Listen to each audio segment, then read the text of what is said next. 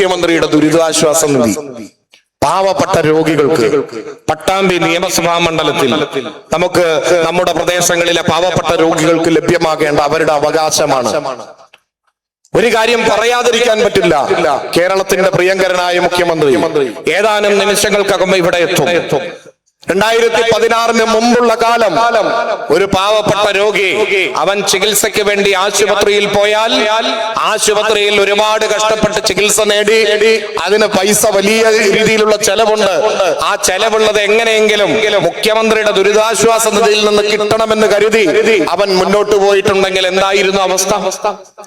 അത് അവര് ക്യൂ നിൽക്കണം, അവൻ കൈ നീട്ടണം, അവിടെ തിക്കും തിരക്കിലും വീൽ ചെയറിൽ വേണം, അല്ലെങ്കിൽ സ്ട്രക്ചറിൽ കിടന്നുകൊണ്ടാണ് അവനെ നേരിട്ട് കാണണം. ഇതായിരുന്നില്ലേ അവസ്ഥ? സഖാവ് പിണറായി വിജയനെ വിമർശിക്കുന്ന പലരുമുണ്ട്, ഒറ്റപ്പെടുത്തുന്ന മനുഷ്യരുണ്ട്.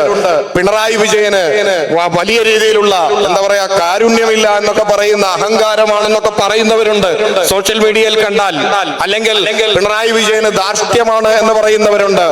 സഖാവ് പിണറായി വിജയൻ കേരളത്തിന്റെ മുഖ്യമന്ത്രിയായി വന്നതിന് ശേഷം ഞങ്ങൾ എം എൽ എമാർക്ക് ഒരു ഉപദേശം തന്നിട്ടുണ്ട്. എന്താണെന്നറിയോ? അതിനു മുമ്പൊക്കെ 3 ലക്ഷം കിട്ടിയ ചെക്ക് MLA ഇങ്ങനെ കൈമാറുന്ന ഫോട്ടോ എടുത്ത് വാർത്തയാക്കും. പാവപ്പെട്ട രോഗികൾക്ക് നിങ്ങൾ ചികിത്സാ സഹായം കൊടുക്കുന്നത് ഫോട്ടോ എടുത്ത് രോഗിയെ പബ്ലിക്കായി കാണിച്ചുകൊണ്ട് അപമാനിക്കരുത് എന്ന് പറയുകയും, അങ്ങനെ അപമാനിക്കാതിരിക്കാൻ 2016 മുതൽ രോഗിയുടെ സർട്ടിഫിക്കറ്റും അപേക്ഷയും കൊടുത്താൽ MLA ഓഫീസ് വഴിയോ അക്ഷയ വഴിയോ കൊടുത്താൽ അക്കൗണ്ട് നമ്പറിലേക്ക് വേറെ ഒരു മനുഷ്യനും അറിയാതെ ആ രോഗിയുടെ കരങ്ങളിലേക്ക് ആ പണമെത്തുന്ന ഒരു കാലമാണ് ഈ കാലം.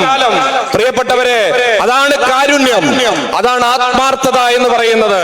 ഈ പട്ടാമ്പി നിയമസഭാ മണ്ഡലത്തിൽ പാവപ്പെട്ടവർക്ക് ചികിത്സിക്കാനുള്ള ചികിത്സാ ചെലവിന് എത്രയാണ് ചികിത്സയ്ക്ക് വേണ്ടി കൊടുത്തത് എന്നറിയുമോ?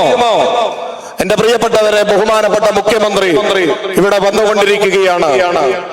കേരളത്തിന്റെ അമരക്കാരൻ കോവിഡ് കാലത്തും പ്രളയകാലത്തും പ്രതിസന്ധി കാലങ്ങളിൽ കേരളത്തിലെ മനുഷ്യരെ ഒരിക്കലും തന്റെ കൈവിടാതെ ഉറച്ച നേതൃത്വമായി നിന്നുകൊണ്ട് ഒരു മനുഷ്യനും കോവിഡ് കാലത്ത് മരണപ്പെടരുതെന്ന് ഉറപ്പിച്ചുകൊണ്ട് ആ മനുഷ്യർക്ക് ഏറ്റവും പ്രധാനപ്പെട്ട ഭക്ഷണമാണെങ്കിലും ചികിത്സയാണെങ്കിലും സൗകര്യങ്ങളും ഒരുക്കിക്കൊണ്ട് കേരളത്തിന് വേണ്ടി നിലകൊണ്ട മനുഷ്യനാണ് ഈ കയറി വരുന്ന മുഖ്യമന്ത്രി. നിങ്ങൾക്കറിയില്ലേ ബഹുമാനപ്പെട്ട മുഖ്യമന്ത്രി, കേരളത്തെ ഞെരുക്കിക്കൊല്ലാൻ വേണ്ടി കേന്ദ്രം അത്തരത്തിലുള്ള ശ്രമങ്ങൾ നടത്തിയപ്പോൾ, കേരളത്തിന് അനുവദിക്കേണ്ട പണം നൽകാതിരുന്നപ്പോൾ ഈ പാവപ്പെട്ട മനുഷ്യർക്കുള്ള പെൻഷൻ അടക്കം പ്രായമായ അമ്മമാർക്കും രക്ഷിതാക്കൾക്കും ലഭ്യമാക്കുന്നതിന് വേണ്ടി കടുത്ത പ്രതിസന്ധിയിലും മുന്നിൽ നിന്ന് പ്രതിസന്ധി ഘട്ടത്തിൽ നയിച്ച നേതാവാണ് കേരളത്തിന്റെ പ്രിയങ്കരനായ മുഖ്യമന്ത്രി. ഈ കേരളത്തിൽ പൗരത്വ ഭേദഗതി ബില്ല് നടപ്പിലാക്കില്ല എന്ന് പറയുകയും കേരളത്തിലെ എല്ലാ വിഭാഗം മനുഷ്യരുടെയും കൂടെ നിന്ന് ഇന്ത്യ രാജ്യത്ത് സമാധാനമുള്ള സംസ്ഥാനമായി, വർഗീയ കലാപമില്ലാത്ത നാടായി കേരളത്തെ മാറ്റിയെടുത്ത കേരളത്തിന്റെ പ്രിയങ്കരനായ അമരക്കാരനായിരുന്ന മുഖ്യമന്ത്രി സഖാവ് പിണറായി വിജയൻ കടന്നു വരുന്നു. സഖാവേ ലാൽ സലാം.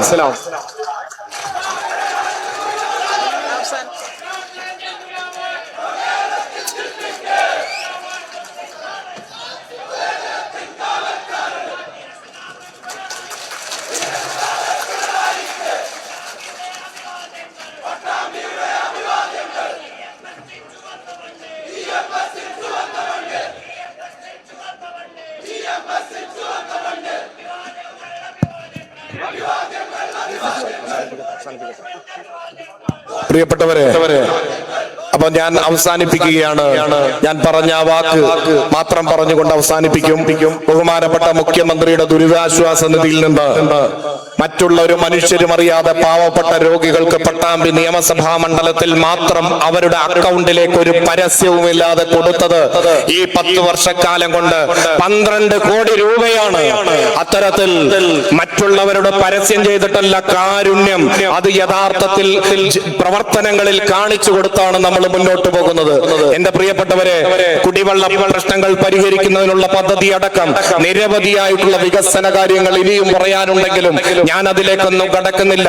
നമ്മുടെ മണ്ഡലത്തിൽ കൊപ്പം പോലീസ് സ്റ്റേഷനും പട്ടാമ്പി ഫയർ സ്റ്റേഷനും അടക്കമുള്ള കാര്യങ്ങൾ ഈ പട്ടാമ്പിക്കാർക്ക് ബഹുമാനപ്പെട്ട മുഖ്യമന്ത്രി വാക്ക് കൊടുത്ത് നടപ്പിലാക്കിയത് നമ്മളിപ്പോൾ അനുഭവിക്കുന്ന ഏറ്റവും വലിയ സൗകര്യങ്ങളായിട്ടുള്ള നിരവധി കാര്യങ്ങൾ അത്തരത്തിൽ നടപ്പിലാക്കിയിട്ടുണ്ട്. പട്ടാമ്പി മണ്ഡലത്തിൽ 1500 കോടിയുടെ പദ്ധതികൾ ആവിഷ്കരിച്ച് നടപ്പിലാക്കാൻ ഈ ഗവൺമെന്റിന്റെ കാലത്ത് കഴിഞ്ഞു എന്ന അഭിമാന ബോധത്തോടു കൂടിയാണ് നമ്മൾ നിൽക്കുന്നത്. അപ്പൊ ഞാൻ അവസാനിപ്പിക്കുകയാണ്. എന്റെ പ്രിയപ്പെട്ടവരെ, എല്ലാവരും കൂടെയുണ്ടാകണം. ഈ വികസനം ജനങ്ങളിലേക്ക് എത്തിക്കണം. നിങ്ങളുടെ എല്ലാവരുടെയും വിലയേറിയ വോട്ടുകൾ ഇടതുപക്ഷ ജനാധിപത്യ മുന്നണിക്ക് നൽകണമെന്ന് അഭ്യർത്ഥിച്ചുകൊണ്ട് ഞാൻ നിർത്തുന്നു. അഭിവാദ്യങ്ങൾ.